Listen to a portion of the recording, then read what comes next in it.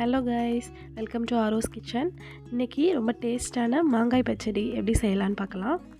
அதுக்கு முன்னாடி இது வரைக்கும் நம்ம சேனலை சப்ஸ்கிரைப் பண்ணாதவங்க சப்ஸ்கிரைப் பண்ணிக்கோங்க. பக்கத்தில் இருக்க பெல் ஐக்கானை கிளிக் பண்ண மறந்துடாதீங்க. அப்போ தான் நம்ம போடுற வீடியோஸ் உங்களுக்கு உடனுக்குடன் வரும். இப்போது ஒரு பேன் வச்சுட்டு அதில் ஆயில் சேர்த்துக்கலாம். எண்ணெய் சூடானதும் அதில் 1 டீஸ்பூன் கடுகு சேர்த்துக்கலாம். கடுகு நல்லா பொரிஞ்சு வரட்டும்.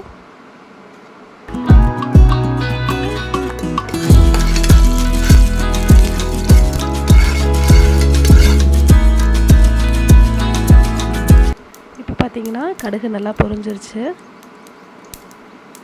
இந்த ஸ்டேஜில் நம்ம கட் பண்ணி வச்சுருக்க மாங்காய் இதில் ஆட் பண்ணிக்கலாம். நான் வந்து அரை மாங்காய், பாதி மாங்காய் தான் கட் பண்ணி வச்சுருக்கேன். அதை இதில் ஆட் பண்ணிக்கலாம்.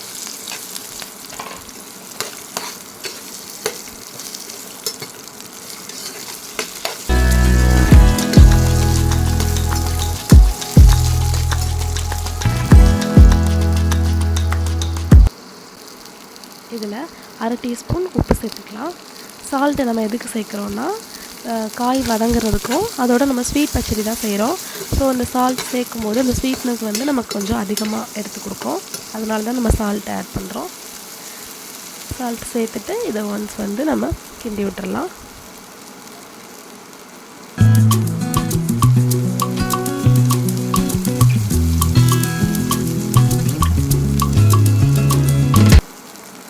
இப்போது நம்ம இதில் 2 வரமிளகா சேர்த்துக்கலாம். காஞ்ச மிளகா சேர்த்துக்கலாம். காஞ்ச மிளகா சேர்த்துட்டு இதை மிக்ஸ் பண்ணி விட்டுறலாம். நம்ம மிளகா எதுக்காக சேர்க்குறோன்னா மாங்காயோடைய புளிப்பும் நம்ம சர்க்கரையுடைய இனிப்பும் சேர்ந்து இந்த காரமும் சேர்ந்து ரொம்ப டேஸ்ட்டாக இருக்கும். அந்த 3 சுவையும் ஒன்றா சேரும்போது இன்னும் நல்லா டேஸ்ட்டாக இருக்கும். அதுக்காக தான் சேர்க்குறோம். இதை சேர்த்துட்டு தேவையான அளவு தண்ணி சேர்த்துக்கலாம். காய் வதங்குறதுக்கு தண்ணி இந்த அளவு சேர்த்தா போதும். இதை விட அதிகமாக சேர்க்க வேண்டாம். சேர்த்துட்டு இதை ஒருக்கா கிண்டி விட்டுறலாம்.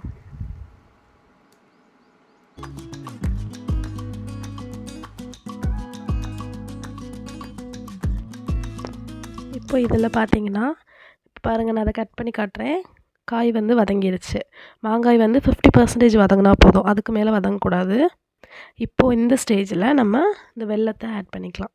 உங்களுக்கு தேவையான அளவு இனிப்பு எந்த அளவுக்கு வேணுமோ தேவையான அளவு நம்ம சர்க்கரை ஆட் பண்ணிக்கலாம். ஆட் பண்ணிவிட்டு கொஞ்சமாக தண்ணி சேர்த்துக்கலாம். தண்ணி சேர்த்தோம்னா அந்த சர்க்கரை வந்து கரைஞ்சி மெல்ட் ஆக ஆரம்பிக்கும். இதை அப்படியே நல்லா மிக்ஸ் பண்ணி விட்டுறலாம். நல்லா கொதித்து வேகட்டும். நல்லா வெந்துட்டுருக்கு.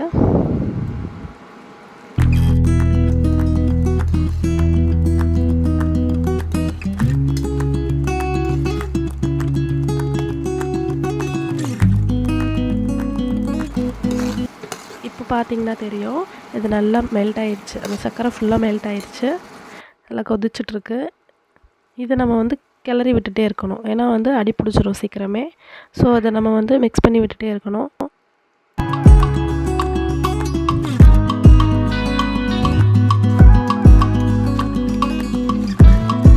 பார்த்தீங்கன்னா இந்த சக்கரை ஃபுல்லாக மெல்ட் ஆயிடுச்சு. இன்னமும் நம்ம அதை கொதிக்க விட்டுட்டே இருந்தோம்னா அது அப்படியே கேரமலைஸ் ஆயிரும். ஸோ இந்த ஸ்டேஜ்லேயே நம்ம ஆஃப் பண்ணிடலாம். ரொம்ப டேஸ்டான அருமையான மாங்காய் பச்சடி ரெடி ஆயிடுச்சு. இதை கண்டிப்பாக எல்லோரும் வீட்டில் ட்ரை பண்ணி பாருங்கள். பார்த்துட்டு எப்படி இருந்துச்சுன்னு கமெண்ட் பண்ணுங்கள். நெக்ஸ்ட் வீடியோவில் பார்க்கலாம். இது வரைக்கும் நம்ம சேனலை சப்ஸ்கிரைப் பண்ணாதவங்க கண்டிப்பாக சப்ஸ்கிரைப் பண்ணிக்கோங்க. பக்கத்தில் இருக்க பெல் ஐக்கானை கிளிக் பண்ணிக்கோங்க.